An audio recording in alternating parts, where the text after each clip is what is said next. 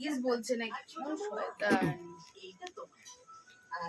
মিঠু মিঠু মিঠু মিঠু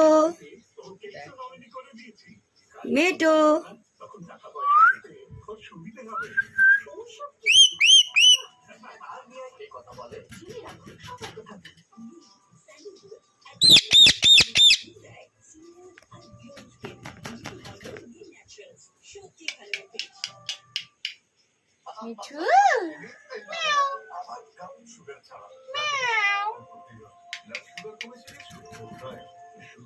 করছেই নাকি শিয়ানা মানে এত ইয়ে